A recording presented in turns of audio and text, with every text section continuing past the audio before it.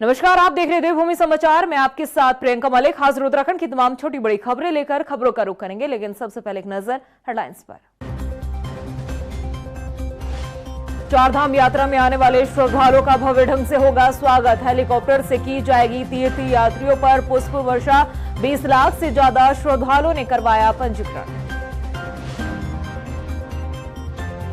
उत्तराखंड में नहीं थम रही वनाग्नि की घटनाएं। वन संपदा के साथ जनजीवन भी हो रहा प्रभावित, मगर जंगलों की आग पर सेकी जा रही है सियासत की रोटी। कोविशील्ड वैक्सीन को लेकर हो रही चर्चाओं के बीच चिकित्सकों का बड़ा बयान। वैक्सीन के दुष्प्रभाव की चिंता को बताया बेवजह, कहा कोविशील्ड वैक्सीन से ना डरे।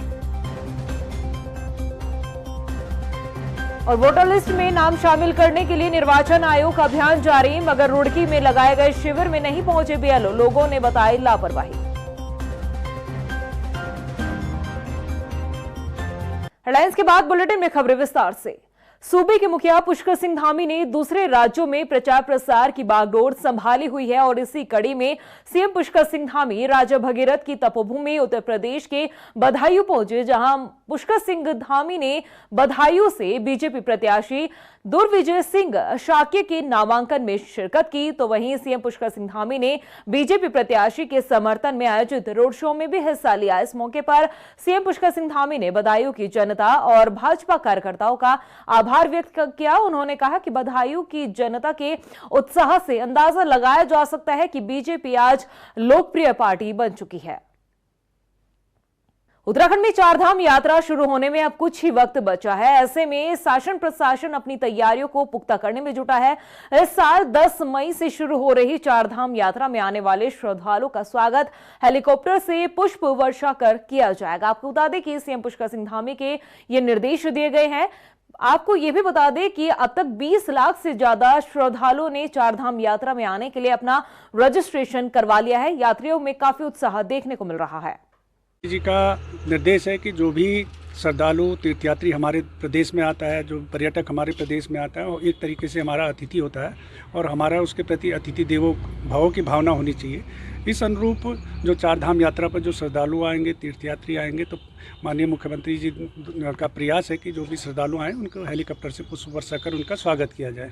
वहीं चारधाम यात्रा को लेकर परिवहन विभाग भी एक्शन मोड में नजर आ रहा है। आरटीओ तीर्थ यात्रियों की सुरक्षा को लेकर सावधानी बरत रहा है। आपको बता दें कि आरटीओ चारधाम यात्रा मार्ग पर तैनात कांस्टेबल को ट्रेनिंग भी दे रहा है।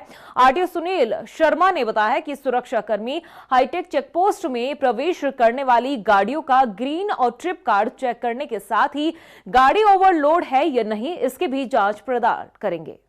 इसमें हमारे द्वारा ये सुनिश्चित किया जा रहा है कि आम यात्री को बहुत अच्छी परिवहन सेवा, चाहे वो बस हो या छोटी गाड़ी हो, कम दामों पर उपलब्ध हो।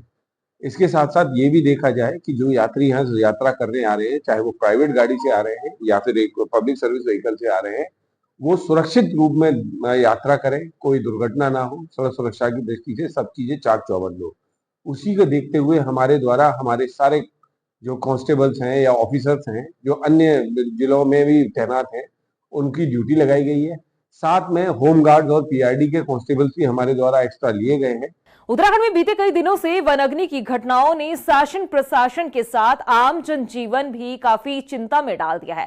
सैकड़ों हेक्टेयर जंगल जलकर राख हो चुके हैं, जिसमें कई लोगों की मौत भी हो चुकी है। लेकिन अब तक वनाग्नि की घटनाओं पर रोकथाम लगाने के लिए वन महकमे की जो भी कोशिशें थी वो नाकाम साबित होती दिखाई दे रही है।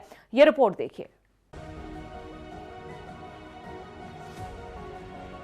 उत्तराखंड के जंगल, जमीन, वन्यजीव और वन संपदा आग की चपेट में है। धधकते पहाड़ों के बीच हर वो कोशिश नाकाम साबित होती दिखाई दे रही है जो वनाग्नि की घटनाओं को रोकने के लिए की गई।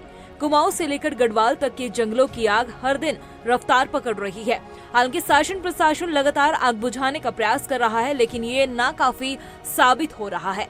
प्रदेश में अभी तक इस फायर सीजन में 868 वनाग्नि की घटनाएं दर्ज की जा चुकी है, जिसकी वजह से 1086 हेक्टेयर जंगल आग की चपेट में आ चुका है, जिसमें बेशकीमती वन संपदा भी जलकर राख हो रही है। जंगलों की इस आग में अब तक 5 लोग घायल हो चुके हैं, जिनमें से 3 लोगों की मौत भी हो चुकी है, जो अब सरकार के लिए वर्तमान में सबसे बड़ा चिंता का विषय बनी हुई है। वनाग्नि की घटनाओं पर मुख्यमंत्री पुष्कर सिंह धामी ने खुद मोर्चा संभाला है। राज्य से बाहर रहते हुए प्रदेश के मुखिया हर वक्त वनाग्नि की घटनाओं पर पैनी नजर बनाए हुए हैं। जो वनाग्नि है ये हमारे लिए बहुत बड़ी चुनौती है और चुनौती इस साल भी है, हर साल ये चुनौती होती है। इसका एक प्रॉपर मैकेनिज्म बने, हर साल इससे निपटने के लिए पहले से तैयारियां हों। और इस वर्ष की वनाग्नि के लिए हमने कहा है कि मुख्यालय से जितने भी सीनियर ऑफिसर हैं उन सब की जिम्मेदारी तय हो, जिले के अधिकारियों की जिम्मेदारी तय हो और साथ में सारे डिपार्टमेंटों के साथ कोऑर्डिनेशन करके इस पर अगले एक हफ्ते के अंदर संपूर्ण नियंत्रण हो। वहीं वन विभाग के मुखिया धनंजय मोहन का कहना है कि सीएम धामी के निर्देश पर सभी रेंज अधिकारियों को निर्देशित किया जा चुका है कि जनता की सहभागिता बढ़ाने के लिए हर संभव कदम उठाए जाए। देश में सभी को इंस्ट्रक्शंस दे दिए गए हैं कि जितने भी हमारे पास अलर्ट आते हैं सैटेलाइट के माध्यम से, एफएसआई के माध्यम से, उनको सबको मॉनिटर करें और एड्रेस करें उनको। और जितने भी विशेष तौर पे जो लार्ज फायर्स के जो अलर्ट हैं और साथ में जो लॉन्ग ड्यूरेशन फायर्स हैं, इन पे विशेष ध्यान देके लार्ज फायर्स को तुरंत अधिक से अधिक रिसोर्सेज, ह्यूमन रिसोर्स और अन्य रिसोर्स को लगा के उनको तुरंत काबू में करें और उनको नियंत्रित करें। लगभग सभी फायर्स जो हैं वो जानबूझ के लगाई जाती हैं या एक्सीडेंटली ह्यूमन इंटरवेंशन से ही लगती हैं। तो इसके लिए जो भी जिम्मेदार हैं उनके खिलाफ, जैसा कि हमारे वन अधिनियम में प्राविधानित है, उनके खिलाफ कार्रवाई करें क्योंकि एक पूर्णतः अवैध गतिविधि है। हालांकि वनाग्नि की घटनाओं पर विपक्ष लगातार सरकार को घेरती हुई नजर आ रही है। कांग्रेस का कहना है कि हर साल वनाग्नि की घटनाओं से राज्य के जंगल जलकर राख हो जाते हैं, मगर इससे निपटने के लिए सरकार और वन महकमे के पास कोई ठोस रणनीति नहीं होती। देखिए, सरकार का पूरा ध्यान जो है वो चुनाव कराने में है। देश के चुनाव चल रहे हैं और सरकार के पूरे मंत्रिमंडल का ध्यान इसमें लगा हुआ है। मुख्यमंत्री जी स्टार प्रचारक बने हुए हैं, अपने राज्य को नहीं देख रहे कि उनका राज्य जल रहा है। आज बताएं, इतने जंगल जल रहे हैं, इतनी हमारी वन संपत्तियां जल रही हैं, लेकिन इन लोगों को बिल्कुल इससे कोई मतलब नहीं है। ये सिर्फ अपने सरकार बनाने के लिए, प्रधानमंत्री को जिताने के लिए इसी काम में लगे हुए हैं। उत्तराखंड के जंगल यहाँ के पर्यावरण को संतुलित बनाए रखने के लिए काफी जरूरी है, मगर जिस तरह से आज जंगल आग की चपेट में जल रहे हैं, अगर समय रहते कोई ठोस कदम नहीं उठाया गया तो ये हालात आने वाले समय और यहाँ के पर्यावरण के लिए और भी खतरनाक साबित हो सकते हैं। उधर पौड़ी जिले से सटे टेका मार्ग पर सिविल और रिजर्व के जंगल भीषण आग की चपेट में है। आलम यह है कि जंगल की आग सड़क पर आ पहुंची है, जिसकी वजह से अब आवाजाही पर रोक लगानी पड़ी। हालांकि कई घंटों की मशक्कत के बाद आग पर काबू पाया गया, तब जाकर आवाजाही सुचारू की गई। वहीं जिले के थपली गांव में जंगल की आग को बुझाने में जुटी 65 वर्षीय एक महिला बुजुर्ग की भी मौत हो गई। जिलाधिकारी ने इस हादसे को दुर्भाग्यपूर्ण बताया है। ग्रामीणों ने आरोप लगाया कि वन विभाग सिर्फ फायर सीजन में जंगलों की आग बुझाने में जुटता है, लेकिन तभी भी जाकर जंगलों की आग पर काबू नहीं पाया जाता है। बिल्कुल, जिस तरीके से आपने ये हमारे जो नजदीकी क्षेत्र हैं पौड़ी जिले के, पौड़ी के जो आग जो इस समय अग्नि में एकदम जल रहे हैं हमारे जंगल, हमारे जो जानवर हैं वो परेशान हो रहे हैं। और आप देख रहे होंगे हमारा टेका वाला एरिया हो या मेरे नजदीक, मेरे पीछे भी एक जो एरिया दिख रहा होगा आपको, वो भी जंगल से लगातार यहाँ की आम जनता भी बहुत परेशान है और धुएं से भी और इन चीजों से। तो मेरा सरकार से निवेदन है, प्रशासन से निवेदन है कि ये सारे अपने मेन वन विभाग के प्रशासन से कि वो वाकई में बहुत शिद्दत से इस काम को कर रहा है। मैं उनका भी आपके चैनल के माध्यम से धन्यवाद करता हूँ वन विभाग का कि वो लोग भी अपनी जान को खतरे में रख के इस आग को बुझाने का काम कर रहे हैं। मेरी चूंकि ये इंसिडेंट इस रीज़न से हुआ कि फायर को कंट्रोल करने के लिए एक एज्ड महिला अपने खेत में बुझाने के लिए गए और वो झुलस गए। तो मेरी आप लोगों से यही अनुरोध रहेगा सामान्य नागरिकों से कि सारी सतर्कता बरतते हुए यदि कोई सूचना दी जानी तो पहले वन विभाग को इस संबंध में सूचित कर दिया जाए, आपदा कंट्रोल रूम में बता दिया जाए, ताकि इस तरीके की अप्रिय घटनाओं को रोका जा सके। कोविशील्ड वैक्सीन को लेकर दुनिया भर में बहस छिड़ी है। कोविशील्ड वैक्सीन के साइड इफेक्ट्स को लेकर काफी चर्चा चल रही है। बताया जा रहा है कि इस वैक्सीन से कई गंभीर साइड इफेक्ट हो सकते हैं, मगर डॉक्टर्स का क्या कहना है, आइए आपको इस रिपोर्ट में दिखाते हैं।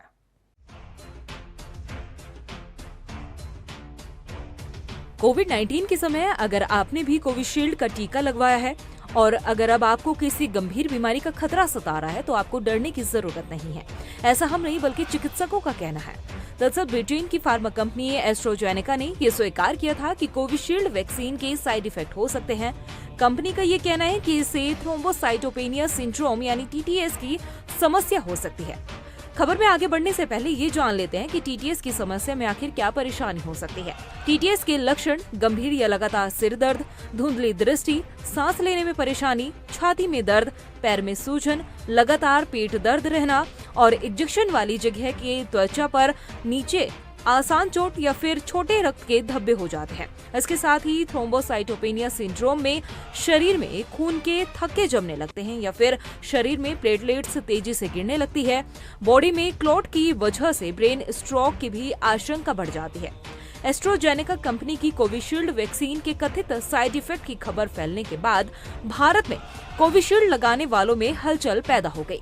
सोशल मीडिया पर तरह तरह की बातें होने लगी, मगर जब इस मामले पर चिकित्सकों से बातचीत की गई तो उनका ये कहना है कि कोविड रोधी टीका कोविशील्ड को लेकर आ रही खबरों से घबराने की जरूरत नहीं है, पैनिक ना हो। मैं आपको ये बताना चाहता हूँ कि कोविड के जो भी वैक्सीन है इनके साइड इफेक्ट लगाने के 1 से 6 हफ्ते के बीच आ जाते हैं। मतलब आज आपने लगाया तो आपको 1 से 6 हफ्ते के बीच इसमें इसके साइड इफेक्ट आ जाते हैं और इतने दिनों बाद तो इसमें आने का कोई मतलब ही नहीं है। अब जो इसका साइड इफेक्ट है उसको कहते हैं ब्लड क्लॉट्स वगैरह बनते हैं, जिसको कि टीटीएस कहते हैं। जो क्लॉटिंग होती है टीटीएस मतलब थ्रोम्बोसिस विद थ्रोम्बोसाइटोपेनिक सिंड्रोम होता है। ये शरीर के किसी भी हिस्से में खून जमने की शिकायत होती है, जैसे लकवा हो जाए, किसी को हार्ट अटैक हो जाए, किसी के एक पैर में जो है स्वेलिंग आने लगे या हाथों में प्रॉब्लम हो जाए, तो ये सब इसमें ये होता है। और मैं ये भी बता देना चाहता हूँ, ये क्लियर कर देना चाहता हूँ कि ये बीमारी नई नहीं है। आज से 100 साल पहले 1924 में सबसे पहले एक लड़की में ये बीमारी पाई गई थी और तब से ये इसके इक्के दुक्के केस जो है लाखों में एक आध कोई दिखाई दे जाता है। देखिए एज ए डॉक्टर मेरी जो पर्सनल जो मेरी ओपिनियन है, आई थिंक इसमें पैनिक होने की बिल्कुल कोई ज़रूरत नहीं है हमको। और वैक्सीन ऐसा नहीं कि ये पहली बार हमारी इस ह्यूमन स्पीसीज़ को पहली बार वैक्सीन लगी। 100 सालों से वैक्सीन चली आ रही है। आपने देखा होगा कि स्मॉल पॉक्स की लगी थी, चिकन पॉक्स की लगती है, इन्फ्लुएंजा लगती है, टाइफाइड वैक्सीन होती थी, ऑल आर वैक्सीन। अगर आप देखें आपके आसपास जितने भी लोग हैं इतने मतलब हमारे 140 करोड़ लोगों को वैक्सीन लगी, कितने में आपने साइड इफेक्ट देख लिया इसका? बिल्कुल। जब भी कोई वैक्सीन लगती है ध्यान रखिएगा, इट इज़ अ वायरस, चाहे वो एटीन्यूएटेड किल्ड वायरस हो, चाहे उसकी स्पाइक प्रोटीन हो, ये है तो प्रोटीन ना। जब आपकी अपनी प्रोटीन आपके अगेंस्ट काम कर सकती है तो जो बाहर की जो प्रोटीन जा रही है उसके अगेंस्ट आपकी बॉडी कुछ लोगों में वो रिएक्शन कर सकती है।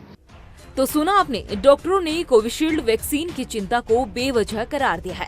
चिकित्सकों का ये भी कहना है कि 2-3 साल के बाद किसी भी टीके के दुष्प्रभाव की आशंका काफी कम हो जाती है। इसलिए कोरोना से बचाव को लेकर लगाई गई कोविशील्ड वैक्सीन के कथित दुष्प्रभाव को लेकर अब घबराने की जरूरत नहीं है। अपने जहन से नकारात्मक विचार को निकालकर खुश रहिए और स्वस्थ रहिए। उधर रुड़की के निर्वाचन आयोग ने वोटिंग लिस्ट में मतदाताओं के नाम शामिल करने के लिए अभियान चलाया हुआ है, लेकिन इस अभियान को लेकर मतदाता सवाल उठा रहे हैं। दरअसल रविवार को ढुंडेरा गांव नगर पंचायत में वोटिंग लिस्ट में नाम जुड़वाने के लिए एक शिविर का आयोजन किया गया, लेकिन इस शिविर में बीएलओ ही नहीं पहुंचे। ऐसे में मतदाताओं को बेरंग लौटना पड़ा। वहीं अधिशासी अधिकारी ने बताया कि कुछ बीएलओ नहीं आए। हालांकि ग्रामीण अधिकारी के इस तरह के रवैये को लापरवाही बता रहे हैं। कर्मचारी हमारे हैं, वो बीएलओ अभी मैंने बात हुई उनके सुपरवाइजर से, तो वो कुछ है नहीं यहाँ पे। और ये 9 तारीख तक है, ये कैंप 9 तारीख तक संचालित होगा यहाँ पे। तो जिसके नाम छूटे या कुछ त्रुटि है तो वो आ जाए 9 तारीख तक। नहीं, कर्मचारी हमारे यही हैं और कुछ तो मूल्यांकन भी करके जा चुके हैं। प्रसार हुआ पूरे वार्डों में, ये कूड़ा मोबाइल वाहन के माध्यम से हमने वो अनाउंसमेंट कल कराया है और 9 तारीख तक है ये। वहीं राजधानी देहरादून में राजपुर पुलिस ने कोबरा गैंग की शातिर विदेशी महिला तस्कर को हाई प्रोफाइल ड्रग्स के साथ चेकिंग के दौरान गिरफ्तार किया है। पुलिस ने महिला तस्कर के कब्जे से करीब 21 लाख रुपए की 31 ग्राम कोकीन और नकदी बरामद की है। वहीं एसपी सिटी ने बताया कि महिला तस्कर राजधानी देहरादून के रेस्टोरेंट और बार के साथ ही होटल में कोकीन की सप्लाई करती थी। महिला कीनिया की है, जो कि साल 2018 में टूरिस्ट वीजा पर भारत में आई थी। थाना राजपुर पुलिस के द्वारा हमारे सीओ मसूरी साहब के नेतृत्व में एक विदेशी महिला जो कि कीनिया की रहने वाली है, उनको 31 ग्राम अवैध कोकेन के साथ जो अरेस्ट किया गया है, जिसकी की इंटरनेशनल मार्केट में कीमत तकरीबन 21 लाख है। उनके पास से तकरीबन 16,500 रुपए की नकदी भी बरामद की गई है और एक इलेक्ट्रॉनिक तराजू भी उनके पास से बरामद हुआ है। और जो अभी प्रिलिमिनरी इंक्वायरी की गई है, उससे ये जानकारी में आया है कि ये कीनिया की रहने वाली है और अभी तत्समय जो है ये थाना रायपुर क्षेत्र में कहीं किराए पर रह रही है। उधम सिंह नगर के नानक मता गुरुद्वारा प्रबंधन कमेटी के अध्यक्ष अब जोगिंदर सिंह बने हैं। आपको बता दें कि पूर्व अध्यक्ष और पूर्व आईएएस डॉक्टर हरबंस सिंह चुग के इस्तीफे के बाद सरदार जोगिंदर सिंह को ये जिम्मेदारी सौंपी गई है। पूर्व आईएएस अधिकारी रहे डॉक्टर हरबंस सिंह चुग ने बीते दिनों कमेटी के पदाधिकारी को अपना इस्तीफा सौंपा था। इसके साथ ही डेरा प्रमुख बाबा तरसेम सिंह की हत्या में भी उनका नाम शामिल था। संगत का और सारे अपने डायरेक्टर साहबान का धन्यवाद करता हूँ, जिन्होंने मुझे इसलिए समझा और अध्यक्ष पद पहले ही वो मेरे कार्यवाहक बनाया है, लेकिन अध्यक्ष पद बनाया। बाकी अब संगत के हिसाब से हम जो भी काम रुके हुए हैं पिछले, तो सारे काम निपटाएंगे। प्राथमिकता हमारी यही होगी कि पहले जो हमारी एजुकेशन कमेटी है, जो पीछे 5-7 साल से नहीं बन पाई है, फिर 6 लाख रुपया हमारा गुरुद्वारे से हमेशा जा रहा है हर महीने का, इसको पहले बनाने का है। बाकी कोई भी काम है जो भी है संगत के हिसाब से हम लोग गुरुद्वारे में ज़्यादा से ज़्यादा सुविधा देने की कोशिश करें। वहीं अल्मोड़ा की शोभन सिंह जीना विश्वविद्यालय पहुंचे एनसीसी के DG major general Atul Rawat ने एनसीसी कैडेट से मुलाकात की। इस दौरान उन्होंने विद्यालय के कुलपति सतपाल सिंह के साथ बैठक की। इस बैठक में उन्होंने एनसीसी पाठ्यक्रम में वैल्यू एडिल कोर्स के साथ ही हथियार, सिमुलेटर और शूटिंग रेंज बनवाने की चर्चा की है। वहीं एएनओ ने बताया कि विश्वविद्यालय के एनसीसी कैडेट्स को पिछले कई सालों में गवर्नर अवार्ड भी मिल चुके हैं। फ्रेटर्निटी की तरफ से वाइस चांसलर सर को बहुत बहुत धन्यवाद कि जिस प्रकार से सर एनसीसी का सपोर्ट कर रहे हैं और इंस्टीट्यूट से बच्चे अच्छी प्रकार से देश के बहुत अच्छे नागरिक बन के निकल रहे हैं। और आगे भी हम चाहेंगे कि वाइस चांसलर सर की तरफ से उनके ऊपर उनकी दिव्य दृष्टि रहे। मेजर साहब का और हमारे कमांडर साहब का स्वागत करता हूं और बाकी ऑफिसर्स का कि उन्होंने इतना टाइम निकाला, कि इतना टाइम उन लोगों के पास होता नहीं है। और उसके बाद उनके जो सजेशन थे, जो विश्वविद्यालय को कैसे आगे ले जाया जा सकता है, एनसीसी कैडेट्स को कैसे ज़्यादा ब्रशअप किया जा सकता है और उनका फ्यूचर कैसे ज़्यादा बेटर किया जा सकता है, इसमें मेरा लंबा चौड़ा उनका डिस्कशन हुआ। और मुझे लगा ये सब मेरे लिए तो प्रथम दृष्टया सीखने की बातें थी और ज़रूर मैं अपने जो ऑफिसर हैं हमारे ममता पांडे, उनसे कहूँगा कि सारी चीज़ें नोट करके करें। और दूसरा इंपॉर्टेंट एक सिलेबस करिकुलम का पार्ट भी हम इसको बनाना चाहते हैं एनसीसी को। वहीं रुड़की के सोलानी नदी के पुल के नीचे अज्ञात व्यक्ति का शव मिलने से हड़कंप मच गया। सूचना के बाद मौके पर पहुंची पुलिस ने शव को कब्जे में लेकर पोस्टमार्टम के लिए भेज दिया है। एसपी देहात स्वपन किशोर सिंह ने बताया है कि मृतक की हत्या चाकू से की गई है। वहीं खबर मिलने तक मृतक के परिजनों का कोई भी सुराग नहीं लगा है। हालांकि पुलिस अब पूरे मामले की छानबीन में जुट गई है। यहाँ गगनहर के एक युवक की हत्या किए जाने की सूचना प्राप्त हुई थी। मौके पर आया तो स्थिति ऐसी है कि उस युवक की चाकुओं से गोदकर हत्या की गई है और उसकी पहचान कराने के लिए प्रयास किए जा रहे हैं। दुर्गा चौक के आसपास के इलाके में उक्त युवक को कभी देखा गया है, ऐसी अपुष्ट जानकारी मिली है, जिसकी पुष्टि कराने के प्रयास किए जा रहे हैं। प्रदेश की खबरों में इतना ही, फिर हाजिर होंगे कुछ खास खबरों के साथ। तब तक के लिए मुझे दे इजाजत, नमस्कार। चारधाम यात्रा में आने वाले श्रद्धालुओं का भव्य ढंग से होगा स्वागत। हेलीकॉप्टर से की जाएगी तीर्थ यात्रियों पर पुष्प वर्षा। 20 लाख से ज्यादा श्रद्धालुओं ने करवाया पंजीकरण। उत्तराखंड में नहीं थम रही वनाग्नि की घटनाएं। वन संपदा के साथ जनजीवन भी हो रहा प्रभावित, मगर जंगलों की आग पर सेकी जा रही है सियासत की रोटी। कोविशील्ड वैक्सीन को लेकर हो रही चर्चाओं के बीच चिकित्सकों का बड़ा बयान। वैक्सीन के दुष्प्रभाव की चिंता को बताया बेवजह, कहा कोविशील्ड वैक्सीन से ना डरे। और वोटर लिस्ट में नाम शामिल करने के लिए निर्वाचन आयोग का अभियान जारी, मगर रुड़की में लगाए गए शिविर में नहीं पहुंचे बीएलओ, लोगों ने बताई लापरवाही।